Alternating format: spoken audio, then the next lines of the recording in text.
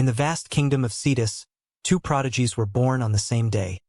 Karine, the sole heir of the Sari dukedom, renowned for her military prowess and intelligence, and Fate, a commoner who rose through the ranks to become an esteemed knight adored by the masses for his bravery and gentle nature. Their paths crossed in their youth, and since then, they constantly challenged each other, growing stronger together. Their unity was so flawless that rumors spread about relics or dark magic fueling their synergy, though the truth was that Karine and Fate were both manifestations of the same individual. At a mandatory office Christmas party, the protagonist groaned, finding the event dull. Most attendees slumped in their seats, nursing Ken-Colas and picking at bland snacks, their eyes longing for the exits but making no move to leave due to the compulsory nature of the gathering. The party had been organized because the branch manager, their boss, had gone on a honeymoon in Paris, leaving all responsibilities to his secretary, who was also the protagonist.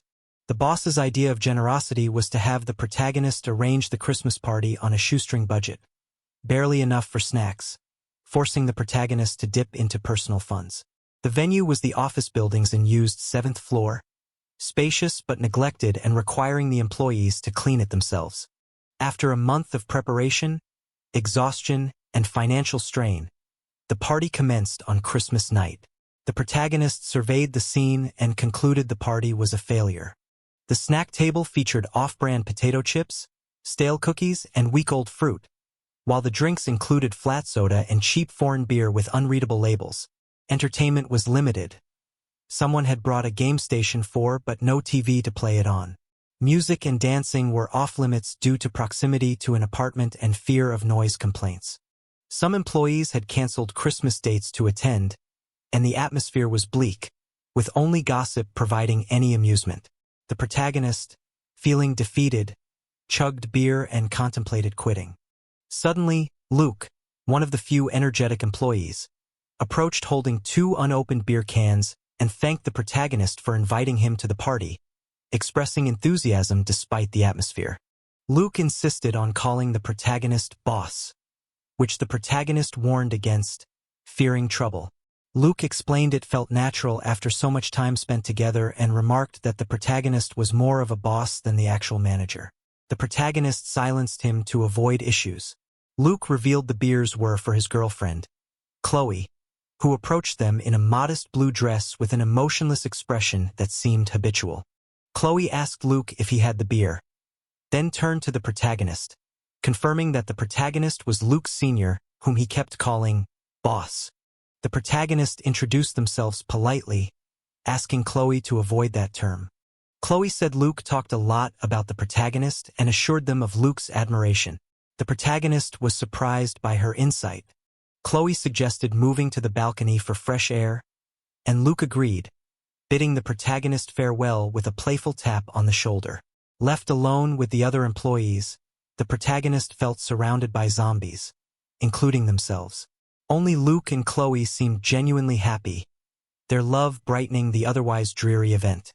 The protagonist wondered about having someone like that before resigning to pass the time by drinking beer until midnight, when leaving would be permitted. The boss had not considered that some employees faced long commutes, especially late at night. As the night wore on, the protagonist drank more than intended but was comforted by the ample supply of beer. Eventually, they realized the mess that awaited cleanup. Most attendees had left or fallen asleep on the floor, leaving only Luke as a potential helper. The protagonist staggered toward the balcony, steadying themselves with one hand on their forehead and the other on the wall, where Luke greeted them teasingly, calling them a flirt. Chloe's voice echoed from across the hallway leading toward the balcony. Approaching, the protagonist saw Luke and Chloe leaning on the iron fence through the window, chatting under the moonlight with wide smiles. As the protagonist considered leaving, curiosity made them stay and watch. Luke remarked that from the moment they met, it felt like fate. Chloe teased him about his flirting skills but admitted she felt the same, blushing. The protagonist scoffed and smirked, calling them lovebirds. The scene was romantic, with the two young people gazing at the moon, full of life ahead. The only flaw was the rusty, slightly bent iron fence they leaned on. The protagonist noted the fence looked like it might break and warned that it was about to. Without hesitation, they rushed out to warn Luke and Chloe to get away. Both turned toward the protagonist, and their sudden movement was the fence's last straw. Instantly, Luke and Chloe fell backward along with the fence. The protagonist burst through the balcony door and jumped, managing to catch both their arms, barely saving them from falling. Luke called the protagonist boss in surprise. The protagonist exerted every ounce of strength to pull them back onto the balcony. Once safe, Luke and Chloe gasped for air, clutching their chests. Luke exclaimed they almost died. Chloe agreed it was scary. The protagonist began to regret drinking so much beer, their body stiff and unable to move as the wind pushed them forward. Luke shouted again, but the protagonist's body fell on its own. Consciousness faded as Luke's scream grew distant, drowned by the wind. The protagonist awoke to a perplexing sight. A wooden ceiling and a white marble ceiling overlapping in vision. Slowly sitting up, the dual scenes clarified. They saw two rooms simultaneously, a modest wooden house and a luxurious Victorian-style room. They felt two contrasting sensations on the bed, one stiff, one soft. As the protagonist gathered their thoughts, one vision showed a man and woman in medieval rags rushing to their side. The woman hugged them tightly, rubbing their forehead and noting a large bump. At the same time, the other vision showed a man and woman in regal outfits approaching. The man expressed relief and gently touched the protagonist's bandaged forehead, while the woman threatened to make the person who hit them pay. Both bodies voiced confusion simultaneously. After a few seconds, the four left, instructing the protagonist to rest. Observing their faces, the protagonist recognized them as their parents. The protagonist examined their surroundings, realizing they could see two rooms at once, as if each eye was in a different place, though both views were clear and headache-free. One vision revealed a simple, somewhat run-down room with wooden shutters, a plain door, and a homemade shelf. Despite never seeing it before, it felt familiar and calming. Though not ideal, the room was more spacious than the apartment from the protagonist's previous life, and every footstep inside the house creaked suspiciously clearly. The other vision showed an opulent, enormous room with a glass door leading to a balcony, white walls adorned with gold accents, and a golden chandelier almost blinding to the eyes. The protagonist never imagined living in such a room. The canopy bed was firm yet soft and inviting, perfect for eternal sleep. The stark contrast in living conditions and wealth between the two visions was jarring, confirming the protagonist was no longer in their original world. Raising both arms, the protagonist noted one pair was slender, pale, and thin, wearing an elegant white nightgown. The other wore a simple shirt. They realized they had been reincarnated or transmigrated, though the fact of being alive was more confusing than shocking. Two sets of vision, two sets of hands, two sensations. Soon the protagonist concluded they had two bodies. Both voices shouted this realization but quickly silenced themselves to avoid attracting their parents' attention. The protagonist wondered how this happened, suspecting it might relate to Luke and Chloe, perhaps having stolen their place in the reincarnation line. Yet, the idea of one soul inhabiting two bodies was baffling. How would they live like this? Setting that aside, another problem surfaced. Memories. Inside, the protagonist sensed three distinct memories from lives they had lived. First was the memory of a soulless secretary working for a company with no future, their past life. Ignoring that depressing life, they focused on the two memories belonging to this new world. One memory, linked to the body in the modest wooden house, was of a farmer's son named Fate, a 15-year-old with sun-kissed blonde hair and blue eyes, possessing a moderately well-built physique from farm work. These memories came naturally, revealing a modest yet cheerful life tending fields, laughing with family, and saving every copper. They had both parents and an older sister who often traveled outside the village but no other relatives. It sounded like a relaxing, though labor-filled, life. The other memory, belonging to the body nestled in luxury, was that of Karine Sarid, the 15-year-old daughter of a duke. She had hair as dark as night and sharp green jade eyes. This body felt more fluid than Fate's but still possessed some strength. Karine's memories revealed a life dedicated to etiquette, courtly intrigue, and swordsmanship. As the sole heir of the Sari duchy, she had been trained since birth to master the family's famous sword style and to inherit its vast territory and political power.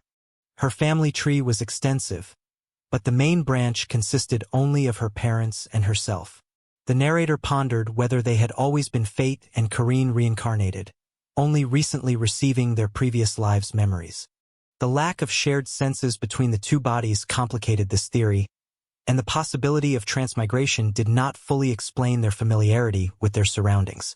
Dismissing these questions, the narrator focused on the immediate problem: control. When attempting to move one head, both moved simultaneously. When speaking, both mouths moved together. It was as if a single controller was plugged into both player ports, causing any movement made by one player to be mirrored by the other. This lack of independent control threatened any chance of living a normal or double life. After several experiments, the narrator discovered that focus played a key role. By ignoring Kareen's presence and loosening focus on her, movements made as Fate were barely mirrored by Kareen. It was like unplugging the cable connected to the unwanted player. Though imperfect, this method offered a temporary solution. While testing control further, a knock came from Kareen's door. A monotone, feminine voice asked if Lady Kareen was awake and requested permission to enter, mentioning breakfast had been brought. Before responding, another knock came from Fate's room, followed by a bubbly voice announcing that Mommy was coming in with Fate's favorite soup. Both voices prompted an accidental simultaneous invitation to enter, quickly followed by the narrator covering both mouths. The first door opened to reveal a stern-faced maid with brown braided hair in a Victorian-era uniform, balancing a tray with a white cloche. She tilted her head and asked if Lady Kareen was all right, noting a worried expression. The maid was Layla, Kareen's personal maid. Despite it being their first meeting, the narrator felt a strange familiarity with her. Responding with a nod, Fate involuntarily nodded as well.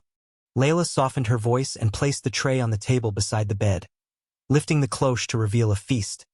Thin, crispy breadsticks with butter, yogurt drizzled with honey, warm chicken broth, and creamy warm milk tea. A breakfast fit for a princess. This lavish meal embodied Kareen's new life as the sole heir to the Sari duchy, a high-ranking aristocrat. The narrator briefly considered relaxing and enjoying the luxury before remembering Fate. The dark brown wooden door creaked open, revealing a woman with long, braided wheat-blonde hair wearing simple garb. She approached with a small wooden table carrying a bowl and cup. The woman, Tefa, Fate's mother, announced she had brought Fate's favorite soup and sat beside the bed, placing the table over the narrator's lap. The aroma of the warm vegetable soup stirred the narrator's hunger. Although simple compared to Kareen's breakfast, the meal felt warm and comforting, a testament to Tefa's hard work. The narrator, as Fate, thanked her mother naturally. Reaching for the wooden spoon beside the bowl, the narrator noticed Fate's hand moving alongside Kareen's. Relaxing focus on Kareen and concentrating on Fate allowed the narrator to pick up the spoon and drink the soup without interference. The soup was delicious, warming both body and mind. Tefa asked if the soup was good, and the narrator nodded in response. After several spoonfuls, Layla's concerned gaze drew the narrator's attention back to Kareen. Realizing breakfast had been forgotten, the narrator focused on Kareen and delicately picked up a breadstick, savoring its crispy, buttery exterior and soft interior. Despite the enjoyment, the narrator's facial muscles remained stiff, resisting expression. Having achieved individual movement, the narrator recognized the need to control both bodies simultaneously with different actions to live as both Kareen and Fate. This challenge remained unsolved. Continuing breakfast, the narrator switched focus between Kareen and Fate every few bites, managing to keep both meals down without raising suspicion. Neither Tefa nor Layla noticed anything unusual, though the narrator wished they would stop staring. Sensing discomfort, Layla stood and announced she would leave the narrator to enjoy breakfast, offering to wait outside. After bowing, she closed the door gently, leaving the narrator with one less pair of eyes to worry about. Tefa remained, silently adoring the narrator with a wide smile.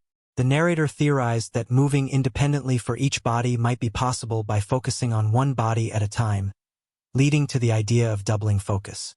Realizing they technically had two brains, they wondered if that meant double the thinking power. Comparing it to clenching one fist while opening the other, they believed controlling two brains could be manageable. They narrowed both pairs of eyes, focusing intensely despite the odd expression it must have caused in front of their mother, who watched as if the soup had committed a crime.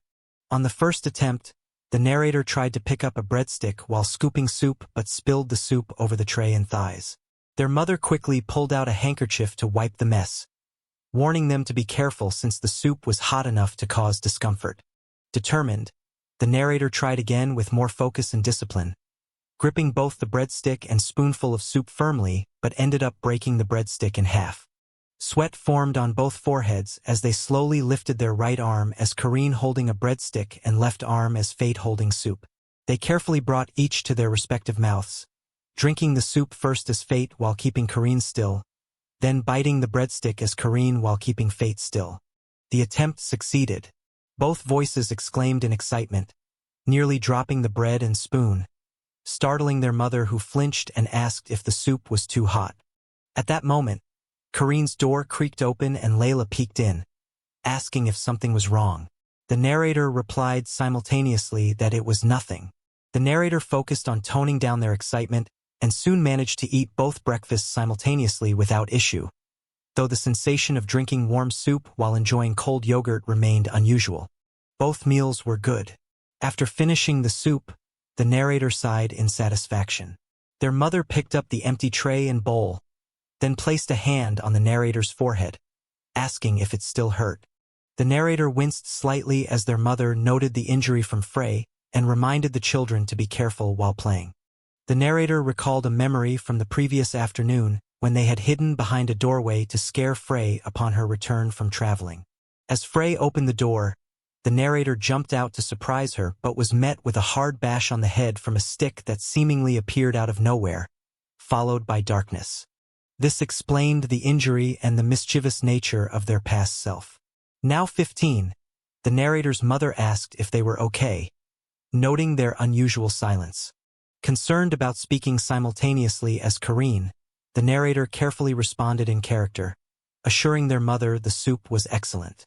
Their mother expressed relief and promised to speak with Frey but was reassured that the narrator took responsibility for the incident. She called the narrator a sweetheart before leaving the room, taking the lively atmosphere with her. Left alone, the narrator observed the small room's rustic charm, noting the wooden shutters allowing morning light to illuminate rough furniture and handmade decorations. They also noticed the clarity of sounds from outside and within the house, wondering about the thinness of the walls or another cause. Meanwhile, as Kareen, the narrator finished a luxurious breakfast and glanced around the ornate room. The golden chandelier hanging from the ceiling caught the light from the balcony windows, casting a golden glow that stung their eyes despite efforts to look away. They recalled having already complained to their father about it. A knock interrupted their thoughts, and Layla entered politely, asking if Kareen had finished breakfast and if she should clean the room. The narrator confirmed the meal was finished and the room tidy, reflecting the grace expected of a duke's daughter. Layla began clearing the tray while the narrator watched, gaining confidence in their ability to embody Kareen's elegant demeanor. After placing the last plate on the tray, Layla asked if Kareen's injury had healed. The narrator touched the bandaged forehead, admitting it still stung slightly. Layla relayed instructions from Lady Reyna that Kareen should follow her usual schedule, which included an etiquette session with Lady Maltine, a private lesson with Professor Carvin, a brief rest before lunch, and a private sword lesson with her parents afterward. The narrator inwardly sighed at the demanding list, aware that the life of a duke's daughter was more strenuous than expected, but hoped to avoid becoming a lifeless puppet as in their past life. The narrator told Layla she could leave, and Layla bowed before exiting the room. Layla excused herself with a bow and left the room. Left alone, Kareen pondered the challenge of managing her dual existence as both herself and Fate. She resolved to take things one step at a time. Breakfast could be eaten simultaneously, albeit slowly, but walking required focus. She decided it was time to learn how to walk as both identities. She stood from her bed and attempted walking as Karine and Fate, navigating the differing layouts of their rooms. Taking slow, alternating steps, one as Karine, the next as Fate, she gradually crossed the room, though her movements were rigid and robotic. She reminded herself that walking should be natural and tried to relax, but concentrating on the act made it clunky. Shaking her head to dismiss the confusion, she slapped her cheeks to hype herself up and prepared to focus, though she wrestled with the paradox of needing to focus yet letting it be natural. On the upper floors of the Sarid mansion, Layla approached the Lord's office and knocked on the white-painted, ornate wooden door. A rough voice invited her in. Layla entered to find Lord Kirit busy with paperwork, morning light streaming behind him. She apologized for the interruption. Kirit assured her she had not interrupted anything, set aside his papers and glasses, and asked about Karine's condition, hoping she was resting well. Layla reported that Karine's injury did not seem serious. Kirit instructed Layla to ensure Karine received the utmost care, cautioning that despite the injury being from a wooden sword, prudence was necessary. Layla confirmed her understanding and informed Kirit that Karine was to follow her schedule, including an etiquette session in an hour. Kirit exploded in anger, slamming his fists on the table and causing cracks to appear. He questioned sending Karine to train so soon after a head injury, fearing a concussion, and demanded she rest for at least a week. Layla remained unfazed and reminded him that the schedule was under Lady Reyna's direct order. Kirit's anger dissipated instantly. He sat back down, cleared his throat, and said he would speak to Lady Reyna later. He thanked Layla and dismissed her. Layla bowed and left the office, heading down the hallway to Lady Reyna's art room. At the white double doors adorned with intricate carvings, Layla knocked gently and entered upon invitation. Inside, Lady Reyna sat at an easel, brush in hand, painting under natural light that illuminated the room and the many paintings on the walls. Layla informed Reyna of her conversation with Kirit, noting his insistence that Karine rest for several days. Reyna sighed, setting down her brush, and acknowledged Kirit's tendency to overreact. Layla remarked on Kirit's adamance. Reyna opened the balcony doors and stepped outside, the breeze brushing past them. She admitted reluctance to push Karine too hard, but emphasized the urgency due to Karine's upcoming academy entrance and debutante event in 2 years, leaving no time to waste. Layla understood Karine's academy seat was guaranteed by status and that the academy was more a formality, yet she refrained from questioning Reyna's insistence on rigorous study. Reyna instructed Layla to prepare Karine for her lessons as planned but then hesitated, adding that a short rest would be beneficial. She ordered cancellation of history, governing class, and sword practice, while ensuring attendance at remaining classes, with instructions to escort Karine to rest immediately if she appeared unwell. Layla recognized this familiar pattern of Reyna's harshness tempered by concern and nodded in understanding. Reyna returned to her easel and dismissed Layla, who left the art room and closed the door quietly. In the hallway, Layla paused, considering her next move. With chores done and the house orderly, she felt uneasy. Karine's etiquette lesson was an hour away. Layla could accompany her but sensed Karine might prefer solitude to rest. Layla decided to rest herself and walked to her neatly organized room near Karine's. She sat on her bed but could not settle her mind, convinced she should stay close in case Karine called for her. After a moment, Layla rose, straightened her bedsheets once more, and went to Karine's door. She stationed herself outside like a gatekeeper, prepared to enter when summoned. She heard Karine pacing inside, muttering peculiar phrases about keeping her movements natural. Unable to resist, Layla nudged the door open and peeked inside, asking if everything was all right. Karine froze mid-step, startled by Layla's voice. She turned, corrected her posture, and assured Layla she was fine and thanked her for checking. Layla observed Karine and asked if she was warming up and offered assistance. Karine declined, insisting she needed time alone.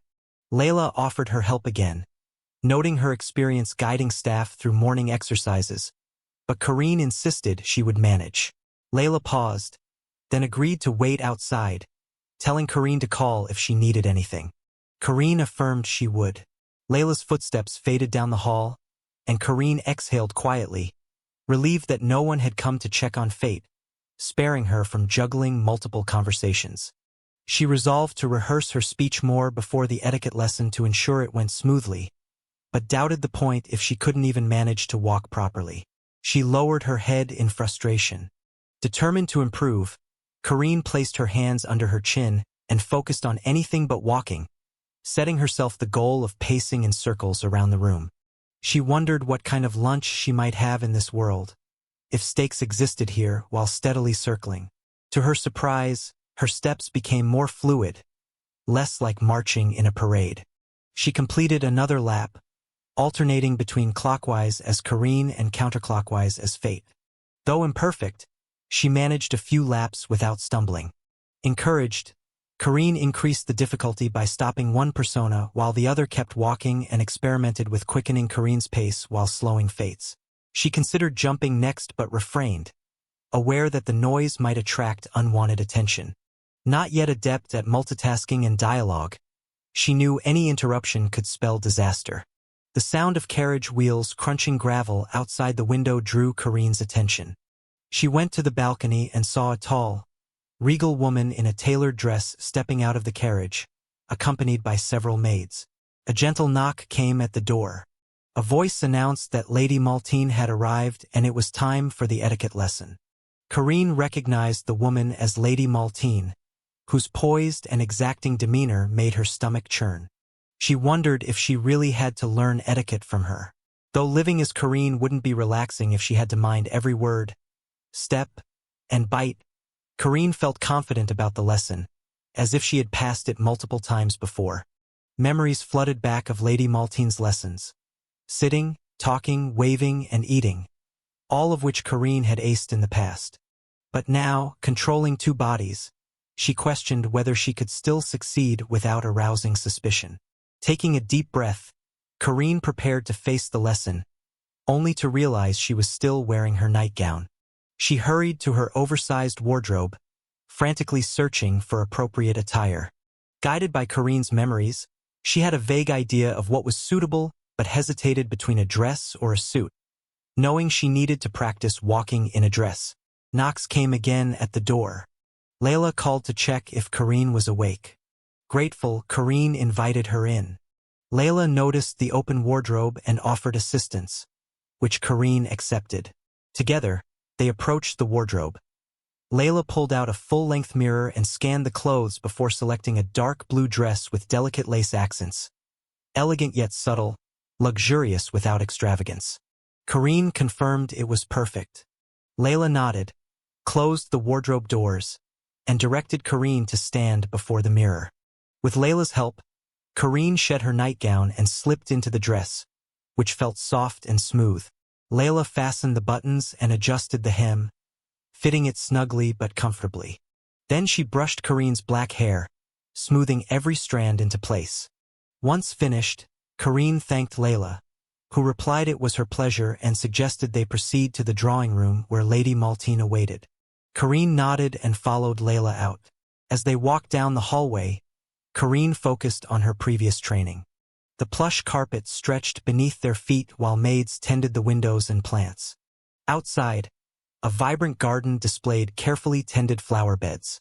The hallway's countless vases and exquisite paintings added elegance to the surroundings. Karine briefly shifted attention back to Fate, climbed onto the bed, and lay down to concentrate fully on the upcoming lesson as Karine, allowing for more complex movement. After a minute of walking, they reached the drawing room. Layla opened the double doors, revealing a space dazzling with opulence. Golden chandeliers hung from the ceiling. Plush velvet chairs and sofas in deep reds invited rest. Sunlight streamed through stained glass, casting colorful patterns on the polished marble floor, making the room resemble a miniature ballroom. In the center, Lady Maltine lounged in an opulent velvet chair. Upon seeing Karine, she rose gracefully and bowed. She greeted Karine with a formal, "Good morning, Lady Karine." Karine returned the greeting, lifting the hem of her skirt in a respectful bow. Karine crossed one leg over the other and bowed her head, displaying the elegant grace expected of a duke's daughter. Though the smoothness of her actions felt strange, Lady Maltine's approving smile reassured her. It seemed these movements were ingrained muscle memory. Lady Maltine then clasped her hands and proposed starting the lesson. The etiquette lesson loomed ahead, an exhausting set of unwritten rules designed to prevent embarrassment, the challenge of choosing the right fork at dinner, and the nerve-wracking task of perfecting a greeting. Aristocratic etiquette proved to be on a whole different level compared to corporate manners. From Karine's memories, she recalled previous lessons with Lady Maltine, which she had aced with ease. However, this was before the two-bodied soul situation, and now she couldn't risk tarnishing Karine's impeccable etiquette record, as suspicion would arise if anything seemed off. Lady Maltine began by stating they would mostly retrace previous lessons, hoping it wouldn't upset Lady Karine. This sparked a glimmer of hope. If she could remember Karine's past actions, perhaps muscle memory would carry her through the perfect greeting and other tasks.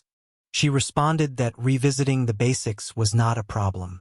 Maintaining her standing posture, Lady Maltine guided her to the first lesson, walking.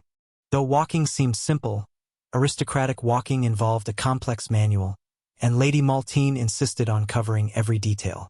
Lady Maltine instructed her to walk a lap around the room. Standing by the door with closed eyes, she focused on recalling Karine's movements, how the legs moved, how to keep the chest up.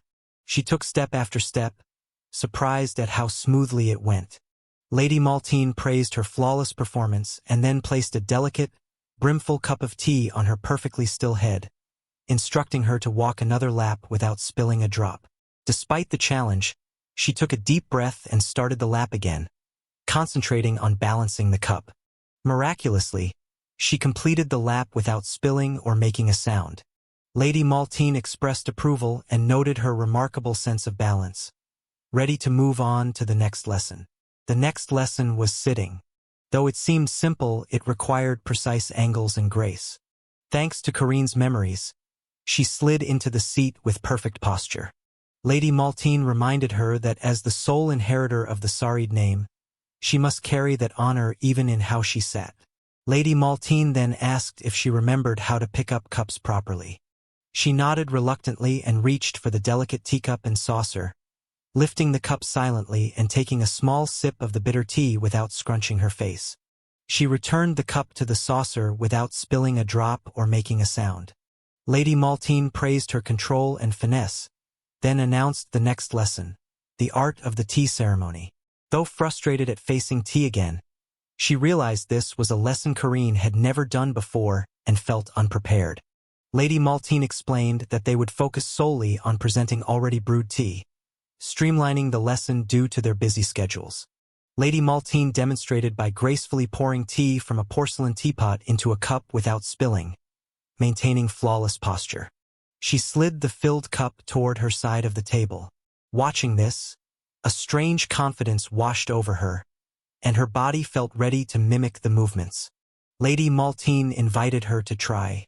Taking a deep breath, she picked up the teapot and imitated the demonstration perfectly, moving with unexpected grace as if she had done it for years. Lady Maltine smiled, impressed, and asked if she had practiced secretly. She denied it, and Lady Maltine praised her elegance as something to behold. After the lesson, she lay on her bed staring at the ceiling, bewildered by how perfectly she had performed the tea pouring, a task Karine had never done before. It felt as if another presence had taken over her body, replaying a recorded tape. Memories of Karine's first etiquette lessons, walking, eating, and more, flowed into her mind, reinforcing the sense that something beyond muscle memory was at work. While sifting through Karine's memories, he noticed something peculiar. Every perfect action Karine performed had followed a demonstration. He wondered if he was mimicking others. To test this, he looked out the balcony door and observed the maids tending the garden below, paying close attention to their movements, how they cut overgrown stems and poured water carefully without wetting their dresses. After watching for about 2 minutes, a strange confidence returned. Imagining holding the tools the maids used, His body began to mimic their movements flawlessly, the arm motions feeling even more natural than his attempts at walking. He stopped miming and sighed, confirming his suspicion that he could perfectly imitate others' movements. Questioning whether this was normal, he looked again at the expansive garden, noticing the vibrant flowers in full bloom. The maids continued working, but one began to shiver as a swarm of bees approached, flying from flower to flower. He realized he was on the third floor, quite high above the garden, yet he could spot the tiny bees clearly. Squinting, he focused more intently and could see every individual bee and distinguish the patterns on their wings. Blinking and rubbing his eyes, he thought he might be imagining things, but the vivid details remained. Stepping back from the window, he felt perplexed. This was getting weird, really weird. He flopped back onto his bed, staring at the ceiling, now noticing every detail. The curves of the corners, small bumps in the paint, a scratch near the chandelier's base.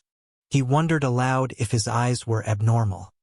He considered whether such sharp vision was normal in this world and tested it with Fate. Staring at his room's wooden ceiling as Fate, he could see the gaps between planks but not the fine details visible as Karine. Fate's eyes seemed normal, so he questioned what was special about Karine's vision. Pondering these thoughts on the bed, he tried to relax despite the creaking noises around Fate's house. Each creak had a distinct sound, allowing him to identify who was where just by listening. He thought the floorboards should be replaced. Then he heard footsteps approaching his room, the weight and pace familiar enough to recognize who it was. He asked the figure at the door what it was. Without knocking or calling, the figure entered, confirming it was Mom, who said she just wanted to check on him. He replied that he was fine. Mom asked if he wanted honey milk, which he recognized from Fate's memories as milk stirred with honey, tasting sweet. He agreed that would be great. Mom's face brightened, and she quickly left, her footsteps fading but still audible as she went to the kitchen.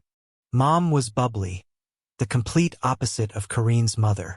To keep clarity, he decided to call Fate's parents Mom and Dad, and Karine's parents Mother and Father, as those were the names used before gaining past memories.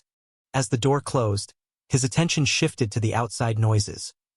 Birds chirping, rustling branches, crowds passing by, cows mooing while being brushed, neighbors celebrating a child's birthday, the crunch of a dried leaf underfoot, and even someone struggling in the toilet. He realized he wasn't imagining things. As Fate, he had super hearing, complementing Karine's supervision. Lying there, snippets of conversations from both past lives drifted through his mind. Talks of old family legends and mysterious powers called talents that everyone supposedly possessed. Just then, Mom returned, softly opening the door with her foot, while balancing a tray holding a wooden cup of honey milk and some cookies. She smiled and said she had brought cookies too, setting the tray on the bedside table. He expressed surprise, thinking cookies were expensive for Fate's family. Mom explained that Frey had brought some home as a souvenir from an errand. She took a bite and praised their taste. He took a cookie, confirming it was indeed good, especially with the honey milk. After eating, he felt more relaxed.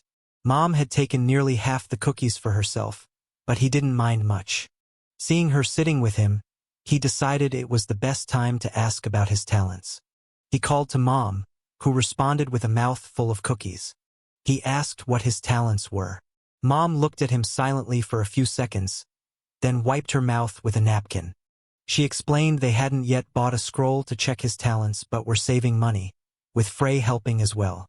She wondered aloud what talents he might have, imagining if he had a magic-related one and the adventures he could have, like joining the kingdom's elite night mages and becoming a grand hero. Her enthusiasm grew as she spoke about how such a talent could lead to a more comfortable life, though that wasn't the main point. She gently took his hand, feeling its roughness, and said she didn't want him to work on a farm forever. She wanted him to have fun, have adventures with friends, or even find someone to marry. Mom released his hand, stood up, and picked up the tray.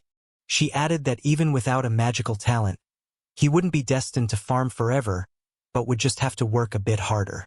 She giggled and assured him he would always be her shining sun, and that she would always love him, no matter what. She told him to be patient and promised they would get the scroll someday. He responded with a simple thanks. Mom told him to call if he needed anything and said she would be right outside. He nodded as she left the room with the tray. Her words about always loving him made his chest feel slightly warm. Talents, huh? He could only gather the basic ideas of talents from Fate and Kareen's memories. They were practically common sense in this world. Talents were passive buffs, not active skills to be used at will but always functioning in the background. Most people had 3 to 5 talents, though exceptions existed.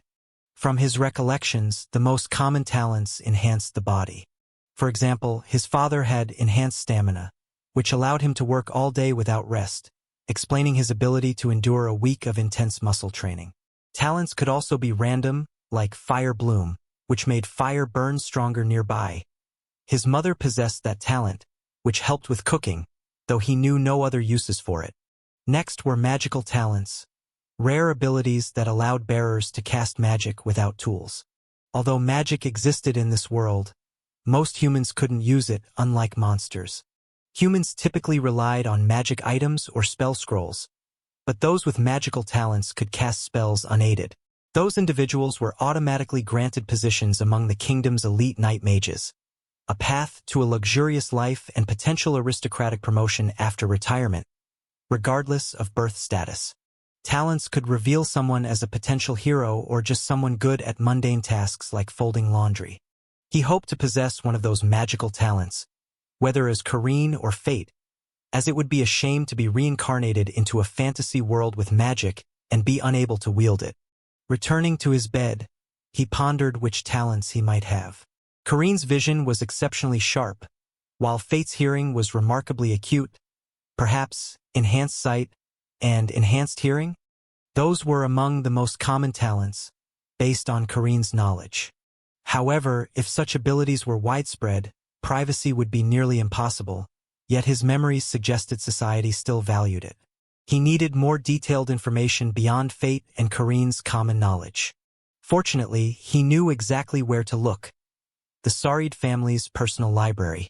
He opened his door and found Layla standing silently beside it. When she noticed him, she came to life and asked what he needed. He explained he wanted to visit the library to read something and pass the time. Layla informed him that Lady Reyna had ordered him to rest before his private tutoring to ensure he was in the best condition to focus. She offered to bring tea and snacks instead, but he declined politely. Layla reminded him to ring the bell whenever he needed anything and promised to attend to all his requests. He nodded and retreated to his room, sitting on the edge of his comfortable bed, legs swinging in boredom. He longed to read the books but knew he could only do so after private tutoring, which was followed by a dancing lesson, leaving little free time. The break between the etiquette lesson and tutoring was his only chance for substantial reading. He sat near the balcony door, brainstorming ways to access the library or at least the books.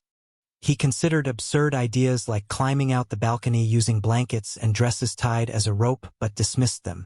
Then he remembered his sharp eyesight. Perhaps he could sneak into the library unnoticed by paying close attention. The only obstacle was Layla guarding his door, but he devised a plan to get her to leave temporarily. He picked up the bell on his bedside table and rang it. Layla responded immediately, asking what he needed. He requested refreshments and she asked what he wanted, explaining she would have the chefs prepare them. He realized that if the chefs were involved, he wouldn't have time to sneak out, as Layla would remain to guard the door while the chefs delivered the food. He then asked Layla if she could make the desserts herself, wanting to try her handmade treats. She hesitated, then agreed, though her voice faltered for the first time. Concerned, he asked if she was all right. She assured him she was fine and would prepare the desserts immediately. He requested an apple pie, warm and filling for the weather, that would take time to make. Layla confirmed it would require considerable time and asked if he was willing to wait. He encouraged her to take her time and put her best effort into it. After a moment's silence, Layla promised to leave his side and return with the finest apple pie he had ever tasted. He acknowledged her seriousness and looked forward to it. Layla's shadow disappeared down the hallway, and after a few seconds passed, he opened the door and peeked out. No sign of Layla was visible. He allowed himself a mental victory fist as his biggest obstacle was gone. Now came the sneaking part. His only knowledge of stealth came from past experiences with video games like Metal Gear Solid and Tenchu, with no real-life practice from any of his memories. He had only his eyes to rely on. Things were about to get difficult. The hallways were clear, with no maids or butlers in sight.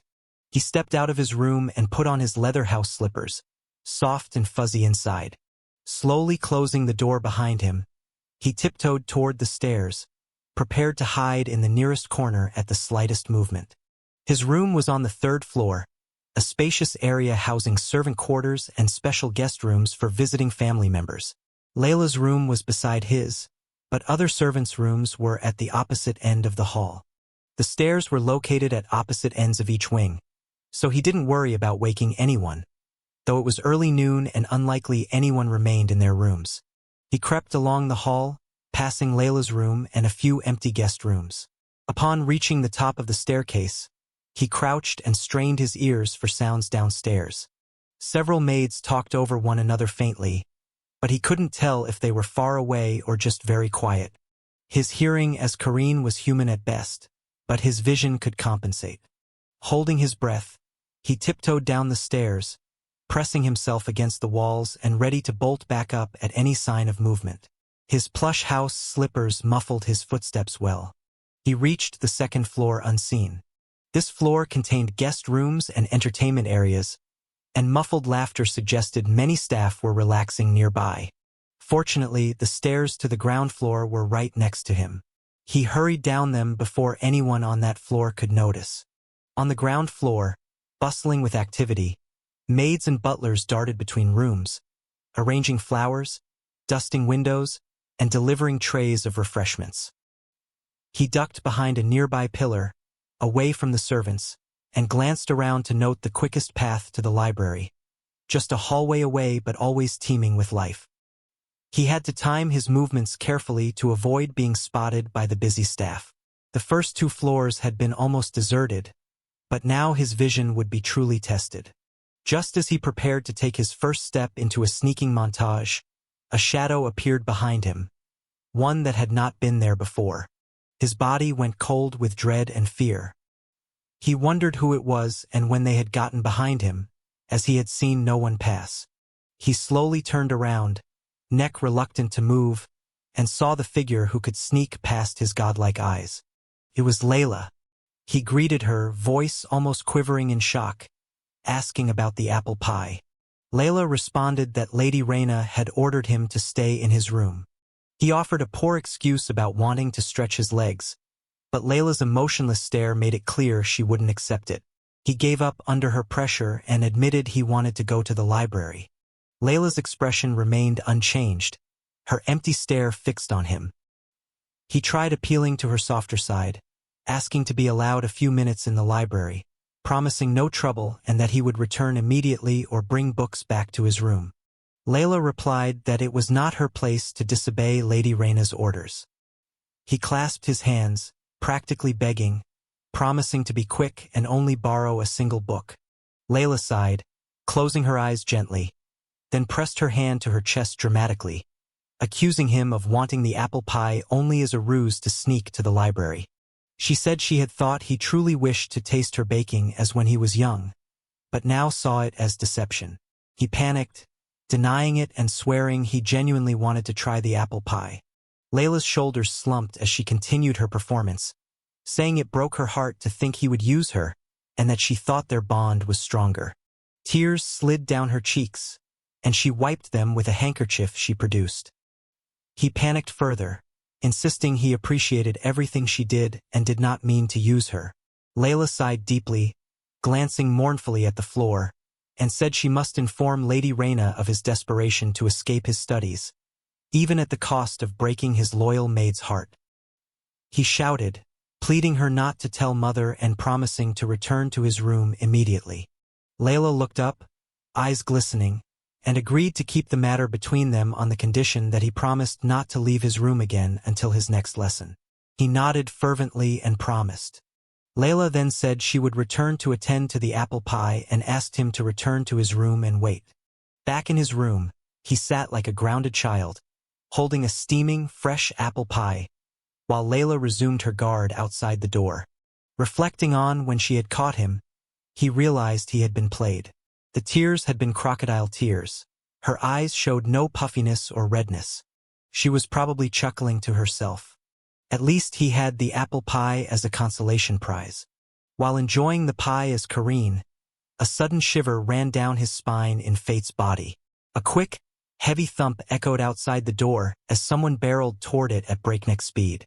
Before he could speculate, the door flew open, slamming against the wall with a crash. Standing there was the source of his fight-or-flight response. His sister, Frey. Her intimidating presence and towering figure identified her immediately. Frey had blonde hair and blue eyes, similar to his own. She was tall compared to him, though he was still growing, with a well-built yet feminine figure that suggested she spent time outdoors and wore what appeared to be leather armor. Frey shouted at the top of her lungs, greeting her little brother and demanding a hug. As she approached with arms spread wide, a sense of dread filled him. He tried to avoid her, but before he could roll off his bed, she hugged him with the force of a bear, leaving him gasping for breath. Frey thanked him, saying she missed him too, while maintaining her strong hold. He struggled to escape, fearing this might be the end of his life as fate. After what felt like a lifetime, Frey finally released him by pushing them apart and holding his shoulders, asking if he was all right. He wheezed that she almost killed him, but Frey denied hugging that hard, sounding nostalgic despite his near-death experience. He recalled memories of near-death hugs from her since birth. Though he loved her dearly, sometimes it was just too much. He said he needed to lie down, and Frey tilted her head, asking if she got carried away. She chuckled nervously, ruffling his hair with an apologetic smile, and asked if the hug actually hurt him. He confirmed it did, and she apologized, patting his back. She then said she wanted to apologize about last night. He asked for clarification, and she mentioned accidentally knocking him out when he surprised her upon returning home. He rubbed his head bump and remembered. She explained she thought he was one of those bandits or jesters, expressing her dislike for them. He told her he should have known better than to jump out at her like that, admitting it was a death wish. Frey scrunched her brows, warning him not to make mistakes in her line of work. He questioned her, knowing she just delivered things. She was a trader transporting letters and food supplies between villages, rarely in their village. Though rough terrain and bad weather were expected, actual threats were rare on her safe paths. He doubted bandits would steal herbs and letters, and with her hug strength, she could knock out a bear easily. He thought she exaggerated her work to look cool, but her jumpy nature and tone sounded serious. Frey began poking his chest and shoulders, tickling him. He told her to stop, and she giggled, saying she just wanted to make sure he didn't slack off while she was away. He sighed and asked how it was. She said he needed to go outside more, beyond the fields. She ruffled his hair gently and stood up, suggesting they go outside to train or jog since the weather was good. He declined, explaining Kareen's private tutoring was in half an hour and he couldn't risk wasting focus on jogging. She was surprised, noting he usually begged to train, and asked what was wrong. He pointed to the bandages on his head, hoping she would understand. She dismissed it as just a bump, recalling how he pushed through worse injuries before, like falling from a tree years ago and still wanting to train. Frey looked out the window and gasped at the cloudy sky. She lifted him off the bed by his shirt effortlessly and declared they were going, despite his protests that he needed to rest and that their mother had said so. She insisted he begged her to train him, so she would train him. A knock at the door shifted his attention. Layla announced that Professor Carvin had arrived and asked if she should help prepare. He sighed, realizing he couldn't avoid the tutoring. He told Layla to come in. Layla entered with perfect posture, repeating that Professor Carvin was ready and offering to help prepare. He nodded and she began getting him ready. He considered excuses to skip tutoring but knew Mother and her staff would see through them quickly, so he abandoned the idea. Layla brushed his hair with precision as Frey carried him like baggage out of his room. He wondered where she was taking him. Layla noticed his deep thought and asked if something was wrong. He said he was trying to focus. She offered to accompany him to the study room, and he agreed. They walked down the quiet corridor, mostly empty except for knights patrolling. One knight bowed to Lady Karine, and he returned the greeting. After the knight left, they continued to the study room. He wondered why there was security inside the mansion instead of outside, but dismissed the thought, recalling that nobles could do whatever they wanted, including himself. Layla announced they had arrived. Layla opened the study room door, revealing a small, cozy room that would be inviting if not for the stress of juggling jogging and a lecture. Based on Karine's memories, lectures were not his forte. He could learn from books, but listening to lectures usually led to learning almost nothing. He was a readaholic, not a listenaholic. Mother had likely instructed Layla to keep Karine in her room so she could focus better. Professor Carvin, an old man with thinning hair, was already seated at the desk. His drowsy eyes met Karine's, and he gave a warm smile, greeting her with a good afternoon and asking if they should begin. Karine reluctantly agreed, taking her seat as the lecture commenced. Professor Carvin droned on about the duties and responsibilities of nobility. He explained that as Karine approached maturity, it was important for her to understand the weight of her responsibilities as the heir of a duke, including accompanying her father to observe the lives of villagers outside the capital. Karine's attention blurred as she felt a sudden jolt in Fate's body. In the village streets, Frey's voice boomed, urging Fate to run faster and not give up, sounding more like a drill sergeant than encouragement. Fate, dropped off at the village gate, was told to jog to the other gate. She struggled to keep up with Frey, her thin sandals offering no protection as rocks dug into her feet on the rough road. Karine slowly refocused and weakly acknowledged the importance of observing villagers. Professor Carvin raised an eyebrow and asked if she could explain why understanding the lives of those outside the cities was necessary. Another wave of exhaustion hit Fate's body. Frey pushed Fate to maintain a relentless pace, her legs and lungs burning. Frey shouted from afar, demanding that Fate not give up. Fate tried her best despite bugs invading her mouth and nostrils. Professor Carvin called again, pulling Karine back. Karine stammered that observing villagers helped them rule better, trying to ignore the pain in Fate's legs. Professor Carvin sighed, commenting that it was more nuanced, and muttered that with kids like these, Cetus was doomed, loud enough for Karine to hear.